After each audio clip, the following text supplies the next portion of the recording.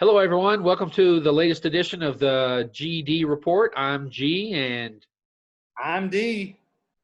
tonight's topic is the United States Post Office and all the things that are going on with it, and in regards to our upcoming election.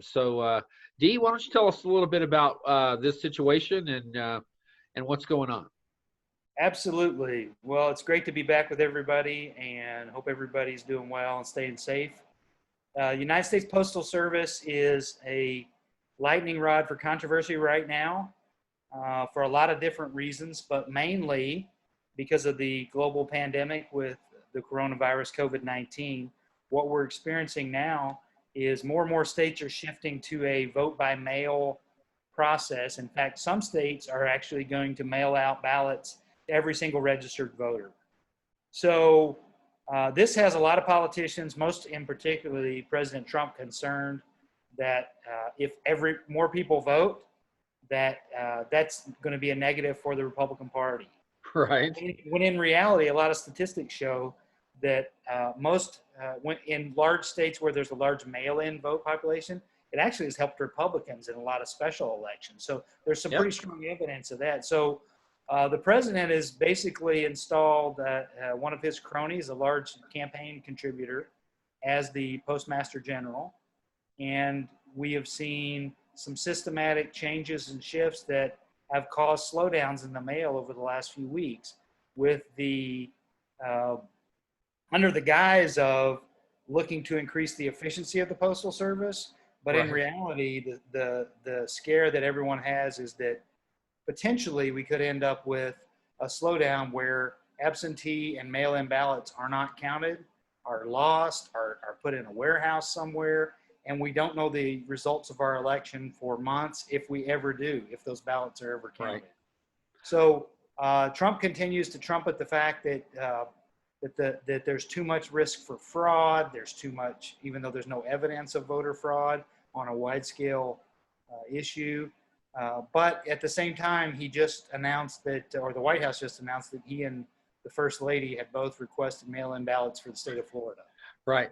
Well, they've done in the last few elections. Right. So I'd like to weigh in with a couple of things. Going to the fiscal responsibility.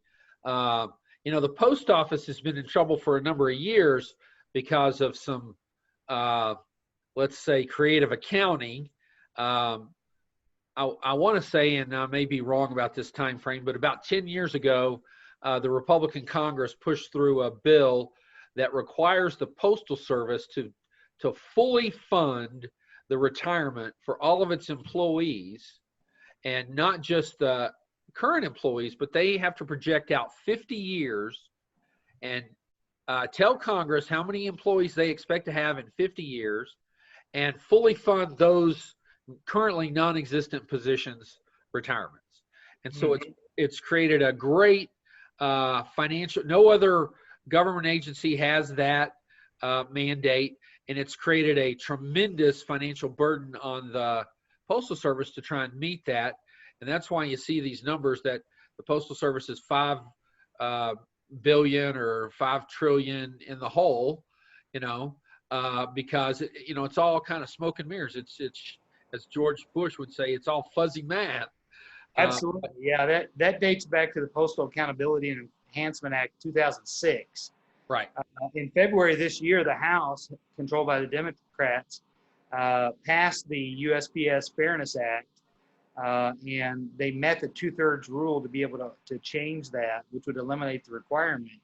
But obviously, it went to the Senate and has not been acted on yet. Right. The other thing I was going to say about the Postal Service is that one thing that has people alarmed is that some of the the drop-off boxes have started to disappear. So tell us what you know about that, Dee. Yeah, I've just seen that started yesterday, I believe. I saw it on social media, and then I saw it on some of the national news programs as well, that local drop-off boxes are being confiscated by the Postal Service, reclaimed, and not being replaced. Right. And so it's starting to really restrict and limit the places that that people can drop their mail-in ballots, which is a big concern, particularly for elderly populations or those who don't have cars and can't travel long distances. They're concerned about where they're going to be able to drop their ballots. It messes with people's their routines, but also it's a bad symbol. It's just like when the Supreme Court overruled the Voting Rights Act, where they were monitoring southern states that had a history of racism, and you saw states like Texas and Georgia and Mississippi start to restrict and cut back the polling places in high minority areas. It just has that nefarious look and feel to it. And it's that old saying, if it looks like a duck and it walks like a duck and quacks like a duck, it's probably a duck. Right. Well, we've talked a little bit about, I'm in Colorado, and we've had mail-in voting for, as long as I can remember. And, our experts have been on national shows talking about our process, and there's very little, if any, voter fraud here. And right. So, it works just the way Trump, says it was going to work. You basically register, and in the mail about 10 days, 15 days, something like that before the election, your ballot comes. You get time to sit down with your ballot, talk to your friends about candidates, look on the web about candidates, and then fill it out. And you can either choose to mail it back, which you have to spend some money. You have to buy a couple stamps to put on it. Or there's, just in my area, there's about 20 different drop-off locations where I can take it. Some banks are some of the drop-off locations. City Hall is one of the drop-off locations. And so we feel perfectly comfortable. To be honest with you, we don't know why more states haven't embraced it in the past. What happens is when your ballot goes in, they'll take them and they count them at the end of every day, and they release a list of who's voted to these campaigns. And you get the sooner you vote, the sooner you get taken off the robocall list and the junk mail list. And so you got some incentive to vote early. You got some incentive to vote early, right? But once you get your ballot, the drop-off places are up and running. You can drop it off, that 5 minutes later, or 5 days later, or even the day of the election. So, well, I think that's some of the other apprehension that folks have, besides being worried about waiting in long lines and restricted polling areas with a highly contagious virus going around. Right. Is the fact that some of the states don't have those types of rules. They do not open mail-in ballots until the day of the election. They set and hold those ballots that long. Then there's also a lot of what kind of requirements do you have in Colorado as far as the ballot? Does it have to be notarized? Does it have to have?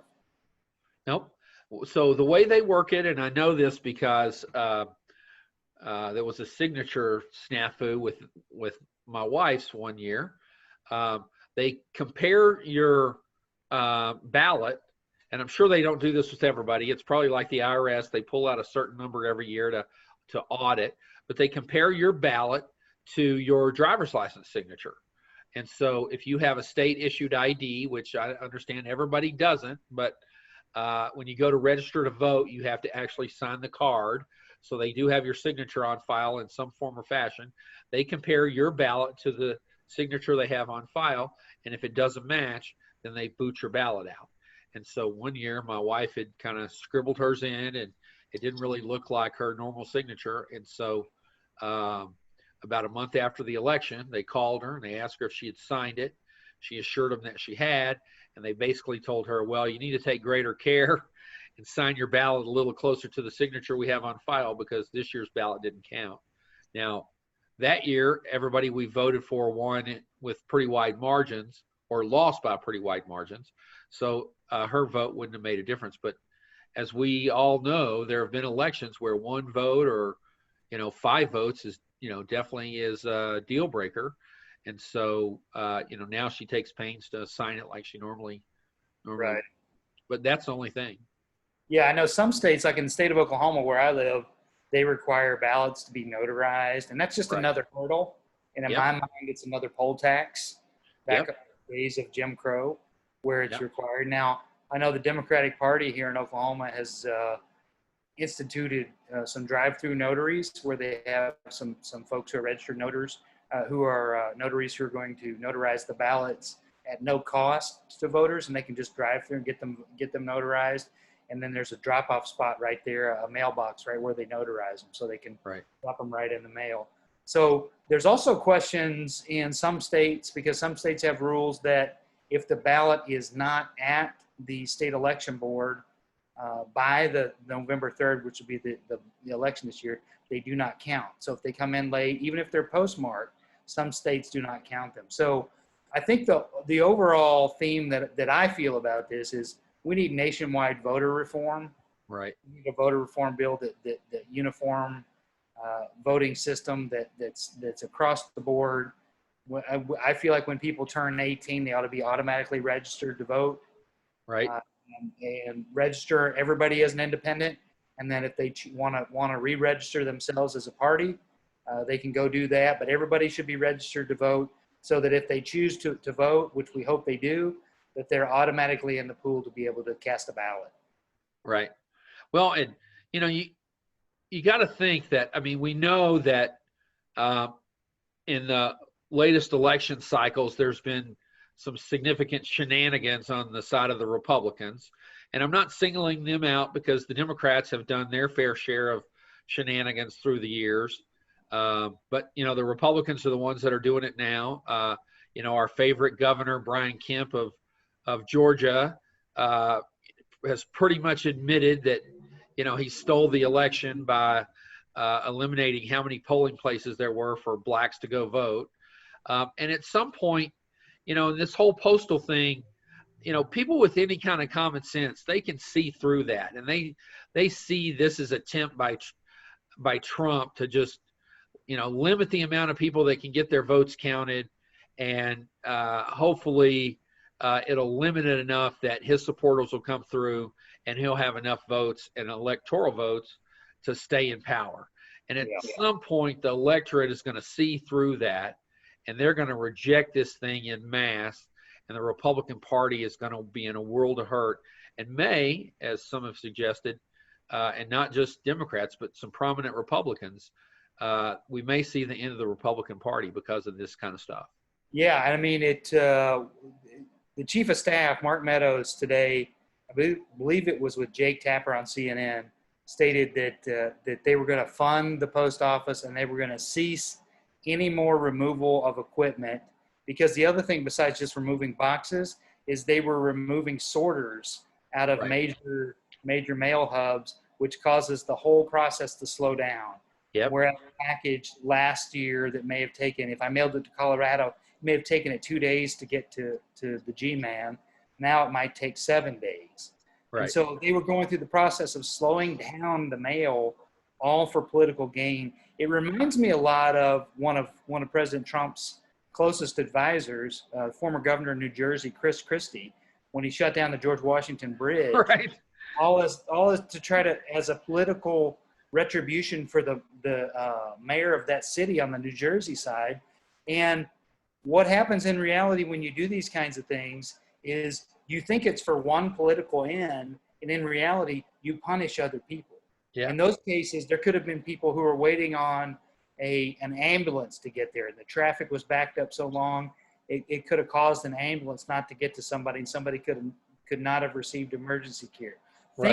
Think in the post office situation, how many people, veterans included, which, by the way, the Republican Party always harps that they're on the side of senior citizens and on the side of the veterans. And, they want to spend so much time complaining about NFL players and NBA players kneeling during the national anthem, which has nothing to do with the troops, but they want to complain about it and say, we back the troops. Then there's millions of veterans who rely on the Postal Service to receive their prescription drugs that they need. And in some cases with high blood pressure or diabetes, if they don't get those pills, they may die. Yep. Well, and seniors with their Social Security checks, there's a lot of seniors that don't have automatic deposit, direct deposit. And so they're waiting on their check to come. And if they don't get it, they may not be able to eat for a few days. So what happens if you're out of groceries at the end of the month and you always get your check on the 1st or the 2nd, and now it doesn't come till the 10th? What are you going to do? It just doesn't pass the smell test. And Yep. I know a lot of things in politics don't. I know there's, like you said, there's plenty of cases where people can play the whataboutism game and say, well, the Democrats do this and that. Well, it doesn't really matter. I don't want to talk about what's happened in the past. I want to talk about what's happening right now. Right. Right now, I see a party, and even though I don't agree with the Republican Party very often politically, we need, in our system, the way it is right now, we need two strong parties. Yep. We need two parties to be able to filter ideas off of. We need parties to be able to work on compromise and accomplish things. But I see a party that's flailing. And it's like we can't win in a fair election with high voter turnout. So let's do everything we can to suppress that turnout. And including that could be collateral damage of people not getting their checks, not getting their pills, not getting packages that they depend on. And so to me, it's just, you'd think somebody, I keep waiting. And that was the thing when Trump first got in office, you would hear people say, oh, but the grownups that are there with him. And I know a lot of the folks have resigned and no longer work in the administration, but I keep waiting for the grownups to step up. Right. I don't think there's any left. Yeah. The question is how much damage is going to be done to people between now and the election, or now and January, that we can't come back from. Right. And, I would question, if I'm a Republican, I would question my party's strategy. If that's the best I can do, like you said, the only way I can hold on to power is to limit voter turnout and do everything I can to suppress the vote, then I mean, I know they want to stay in power, but do you really want to stay in power with that kind of mandate? And for evidence that they're really in trouble, take a look at the Kentucky Senate race. There's Mitch McConnell, and by all accounts, he should be in a cakewalk. And the last poll numbers, while she's still behind, Amy McGrath is within the margin of error, which I think is about 3.5 percentage points. So, a push at the and one little thing, depending on how things go in Congress, that could turn out to be a loss for the Republicans and a pickup for the Dems. I don't think it will be, but that just shows you what staunch red state Kentucky and, by contrast, the nation think of this Republican Party. They think that. Yep, absolutely. And I think it's striking that you take that same race, that Mitch McConnell, by all accounts, wants no part of the negotiations right now to be able to get a bill through for the next round of stimulus, which the Democrats are hoping to include some additional funding for the post office and to be able to rein things in. But from what I've read, McConnell wants no part of it because Trump is out of control. Right. And because Trump can't be controlled, he thinks if the post office takes an even bigger hit, he can wash his hands and say to the voters of Kentucky, now, I didn't have anything to do with that. Dude, you're the majority leader. Right. You're supposed to lead. You should step up and lead on the issue. That's what blows me away about a lot of these things, like the pandemic. And I know we're getting a little off the post office topic, but there's a lot of opportunity here for Trump and some of the Republicans to just step up and be leaders. And if they had, most of the time, when you have a global crisis or a war or an attack on your homeland, most people rally to the party in power when somebody steps up and is a leader. The Republicans have just been backing away from it. I mean, Trump could do a lot right now instead of just saying kids have to be back in school, the schools need to be open. He could be, if I was him, I would give a primetime address, and I would say it's to the school children, and I would reassure them, hey, whether your school is back in session in person or whether you're doing it virtually, we're going to be here to support your local leaders and help you get the education that you deserve and you need. We'll do all kinds of funding to help with ACT prep. There's all kinds of things you could do to reassure the country. Right. Our country looks for reassurance. And I think that's why Joe Biden is resonating so well. I saw a poll today that said of the people supporting Biden, it was a higher percentage. I think it was like 46% of people supporting Biden were voting as a vote against Trump. And it was like only 36% were voting as a vote for Biden. So there was a lot of anti-Trump sentiment in that. And I don't think that's a number personally that Joe Biden's ever going to be able to overcome because Trump's so bad. Right. Well, getting back to the post office, you said we were kind of getting off track.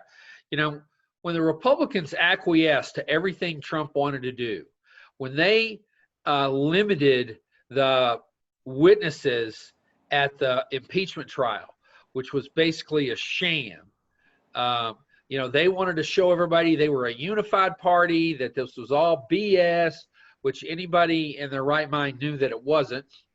But they basically whitewashed that, and they stamped Trump's ticket and basically said, you can go in to the circus and do whatever you want. And now we are seeing the results of that. They think the Trump administration thinks they can do whatever they want. We saw that, you know, and we see it with the post office. This is what we know about. We don't know what else is going on behind the scenes that could be affecting this election. And that's what really bothers me. Yeah, we haven't even talked about voting machines, which is even scary, and voting machine security. So I guess the moral of the story is you're saying Susan Collins wasn't right when she said Donald Trump has learned his lesson. Absolutely. And the last polls I saw for her, she's trailing badly in her Senate race. Absolutely.